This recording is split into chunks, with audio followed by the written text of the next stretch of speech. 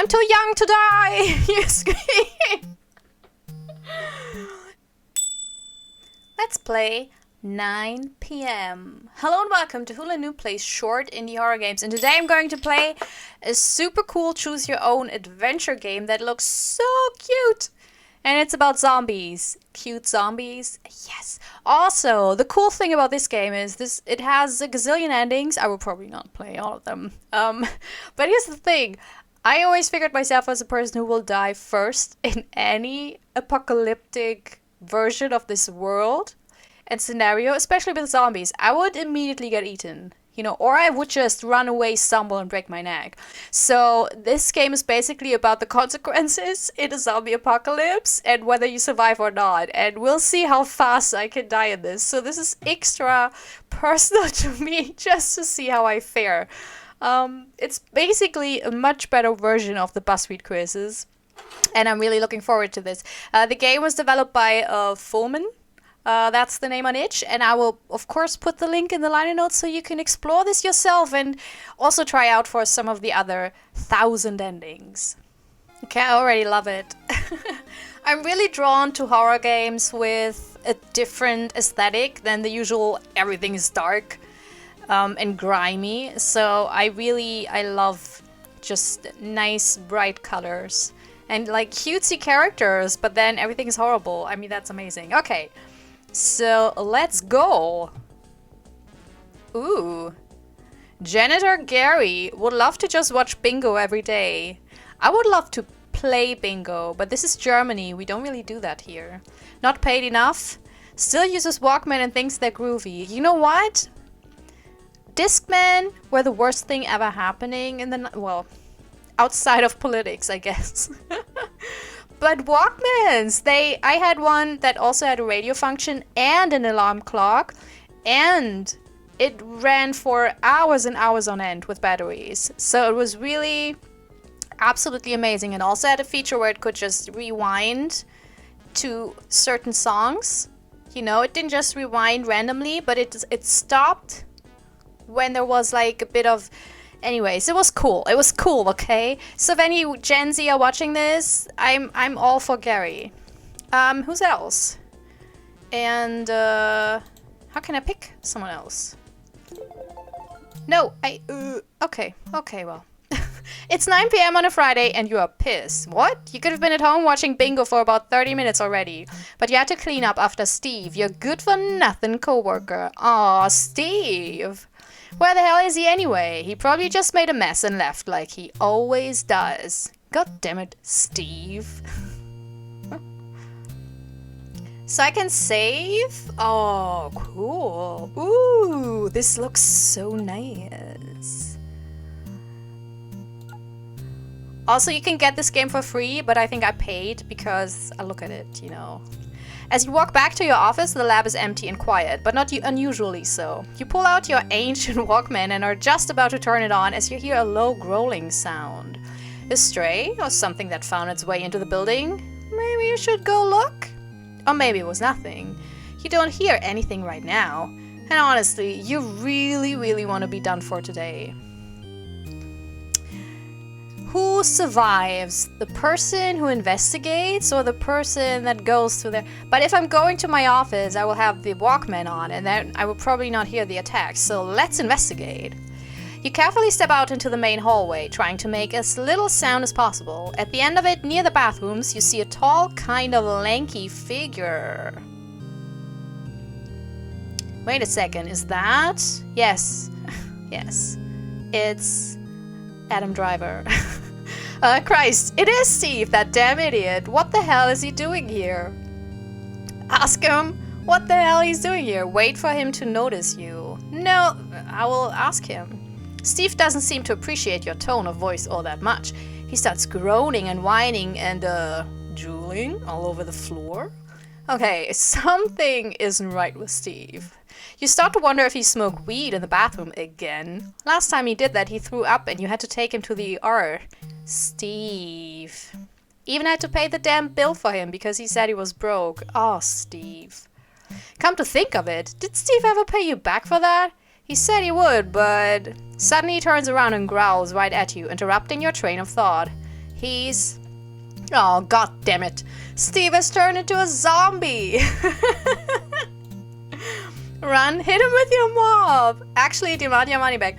I should run because, I mean, zombies, you have to... My mob will do nothing against Steve's head, so let's run. Remember how in the zombie films you used to watch sometimes when Bingo wasn't on yet?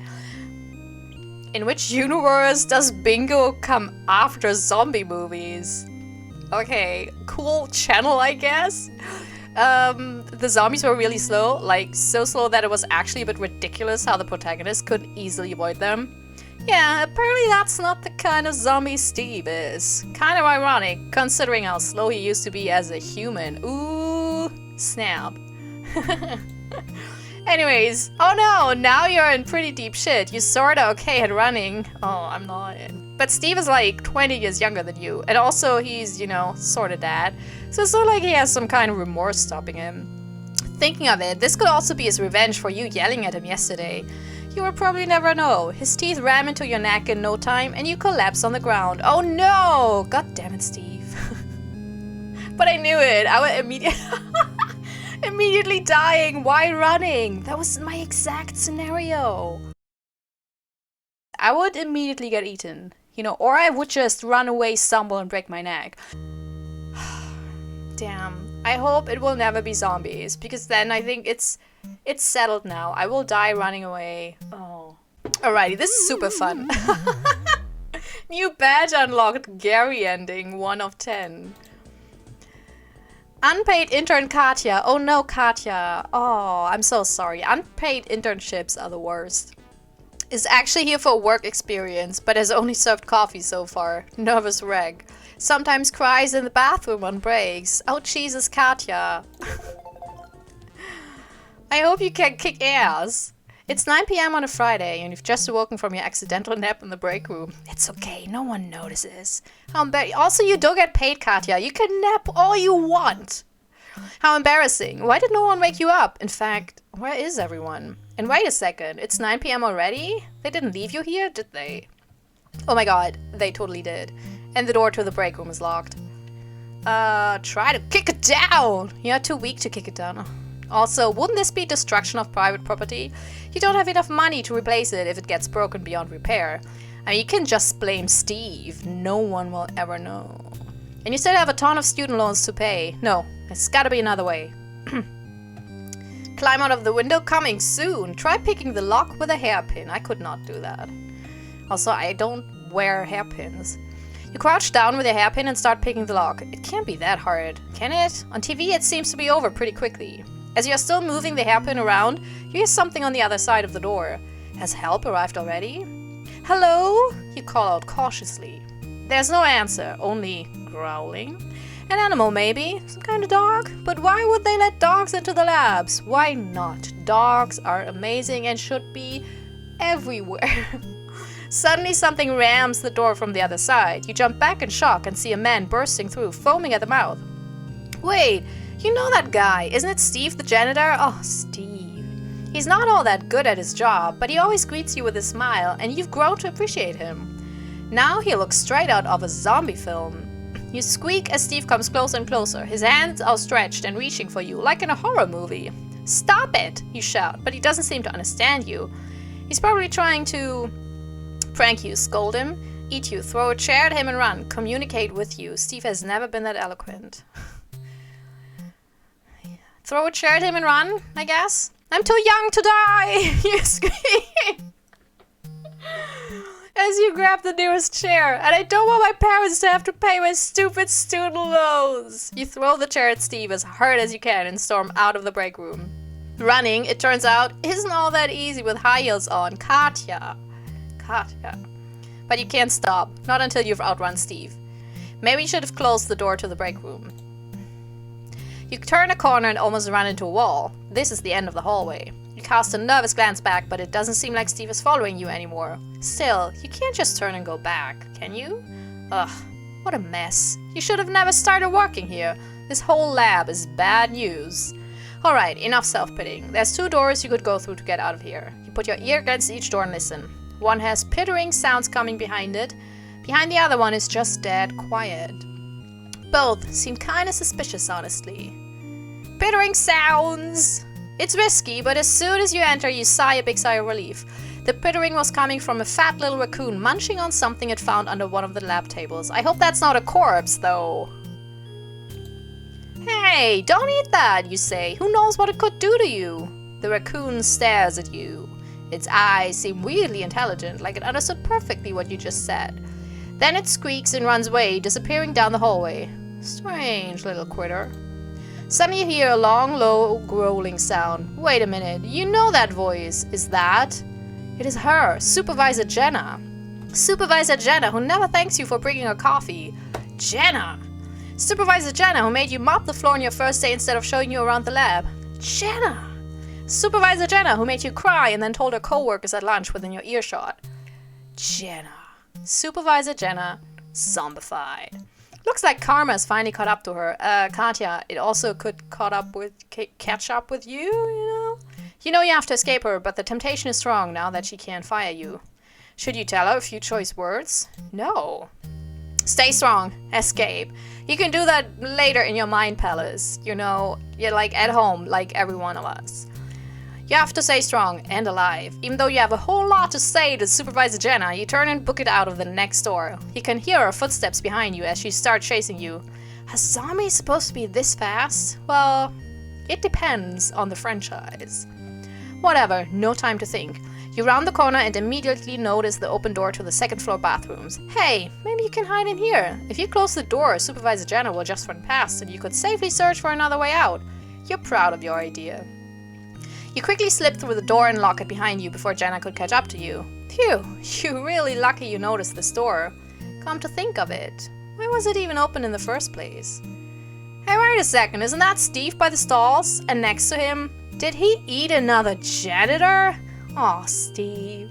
You frantically try to open the door, but it jams and won't move an inch. Oh man, this sucks, you say to Steve. Sadly, he isn't very empathetic. Oh no!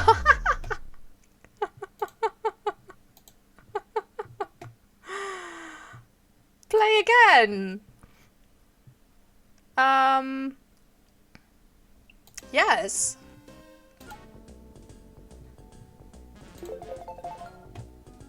We'll try something new. I will try one for each and then I will finish this. But this is so I will only read the ones that are new. So, I wanted to go to my office, right? Your shift is over. Even if it wasn't your imagination, it's not your problem anymore. You're tired. And you don't get paid for overtime. What? As you put your supplies away, you hear the growling again. Louder this time. Very loud, actually. It could be a raccoon that found its way into the lab somehow. They do that, apparently. But by the sounds of it, it would have to be a really big and aggressive raccoon. And one with a weirdly deep voice. I mean, you know... Okay, it's probably not a raccoon at all. Ignore it. Maybe it will go away. Investigate. Something's not right. Screw it. Leave. Just leave the lab. That's what we'll do. No reason to fight with whatever not raccoon thing that is. You're just gonna head home and watch bingo. Yeah! You close the supply closet and head down the hallway towards the elevator. As you press the button to go down though, nothing happens. They don't light up, and there's no number indicating on which floor it is. Not even the quiet rumbling of the elevator, signaling it's moving, can be heard. Weird. What's even weirder is the small noise coming from inside the thing. It sounds like scratching. You're not easily frightened, but even you must admit there have been a lot of, let's say, unusual noises in the lab today. You stare at the closed doors of the elevator, unsure. The scratching quiets down a little. Suddenly the button you press lights up and you hear the elevator moving down towards your floor. Take the stairs. Stairs it is. It's probably safer this way. Who knows what was going on with that elevator? As you descend the stairs, you can hear noises coming from below. Oh, far too much noise for a lab that's supposedly closed at this hour.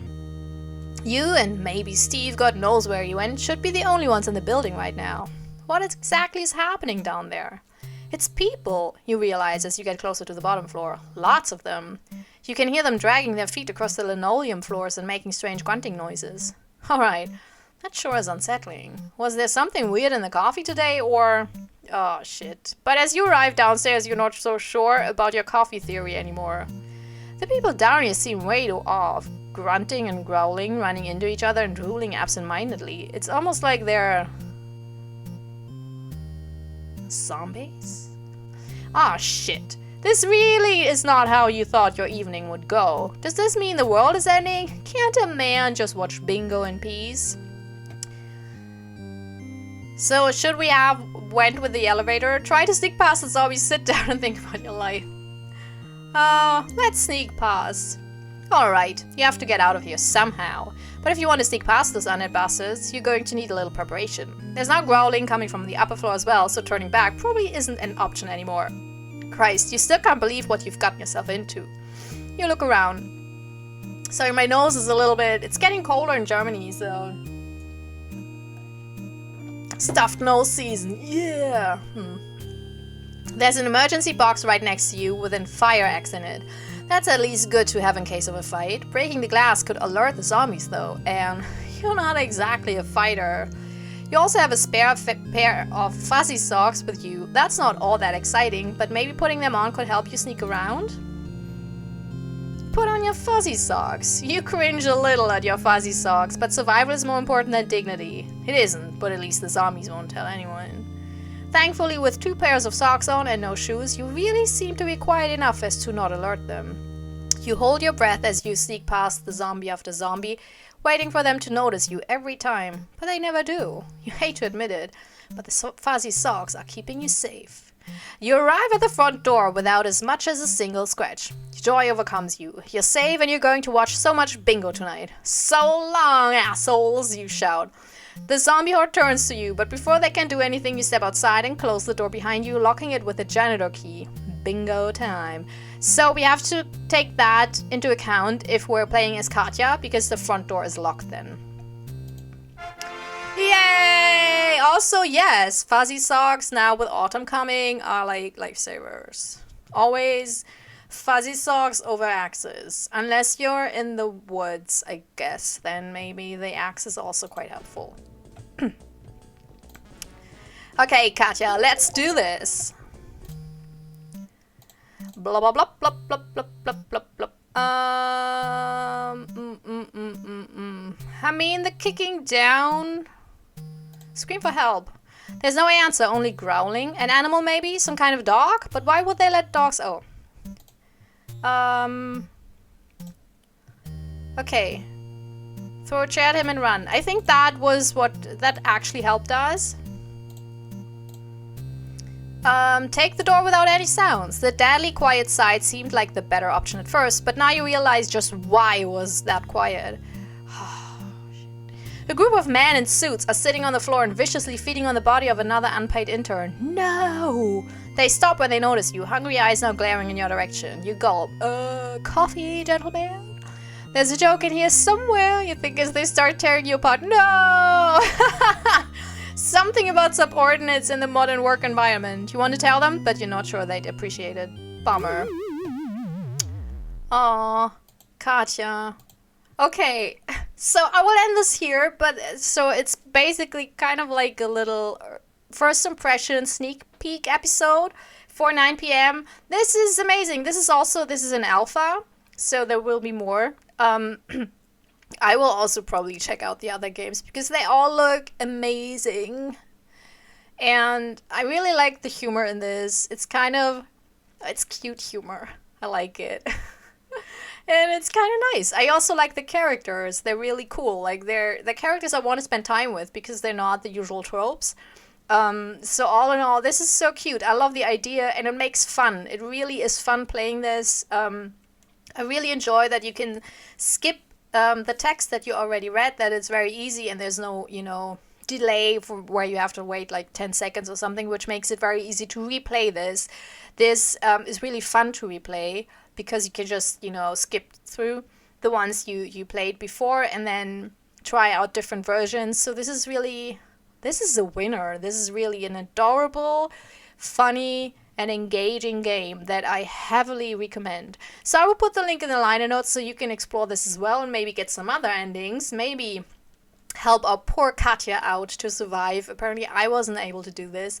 And yeah, you can like this video if you like this video. And also you can subscribe to my channel. And I promise you, I will not be like Steve and not do my work and eat you. I mean, come on. I would never do that, okay? So, I hope you had a good time, and maybe, I hope you have a wonderful day, and maybe, see you soon. Bye bye bye. This is my self-recorded outro song so I don't get hit with copyright claims. If you subscribe to a lot of fun tutorials, reviews, and let's plays.